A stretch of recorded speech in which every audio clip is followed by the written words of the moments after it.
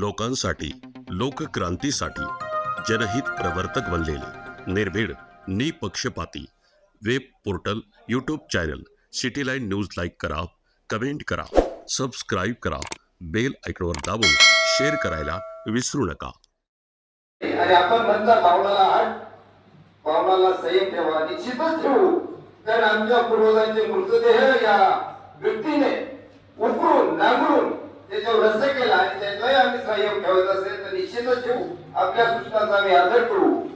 पण आपल्याला कल्पना असावी ही ग्रामसभा गुरुवारी होणार होती, माननीय मंडलाधिकाऱ्यांच्या सूचनेनुसार, वरिष्ठांच्या आदेशानुसार ही ग्रामसभा आज आयोजित केली आहे का याबाबत ग्रामसेवक महोदयांनी निवेदन करावं।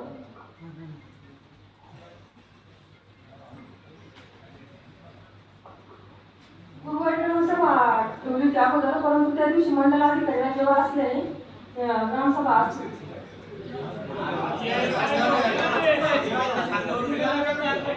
म्हणजे ग्रामस्थ 4 तारखेला एकत्र आलेले होते, त्यावेळेस आम्हाला सांगितलं गेलं की ही ग्रामसभा होत नाही, होणार नाही, आपण ही ग्रामसभा गुरुवारी आयोजित करू आणि वरिष्ठांच्या सूचनेनुसार तुम्ही परत आम्हाला पुढे ढकलताय। याचा अर्थ प्रशासन आमच्याविषयी गांभीर्याने घेईल असं वाटत नाही। तर आजचा या विषयावर ग्रामसभेनेच निर्णय घ्यावा आणि आपला जो निर्णय असेल तो प्रशासनापर्यंत पोहोचवण्याचं काम आपण करावं अशी आपल्यास विनंती राहील। याला एक वेळ पासून आपल्या गावामध्ये सातत्याने वाळू तस्करीने हौजोज मारून ठेवलेला आहे आणि याला जबाबदार असेल तर प्रशासनातले अधिकारी जे आज सिद्ध झालेले मॅडम आपल्याला ग्रामपंचायतचा ठराव करून काही कारवाई करता येईल याच्यावर आहे का काही तरतूद आहे कायद्यामध्ये? हा आहे का नाही अधिकाऱ्यांना?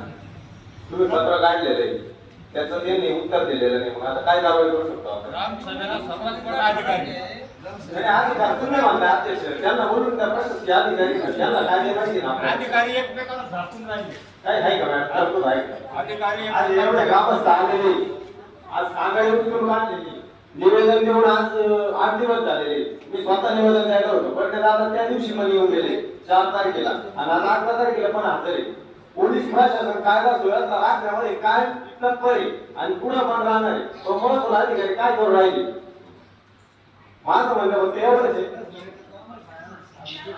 तलाठी सरकारने बोलवण करेले यांना तोपाने कुठे दिलं मुद्दाम सगळं जाणून बोलून करेले हे सगळे फोन बिल बंद करून ठेवले तिने त्यांना पाठीशी घालायचं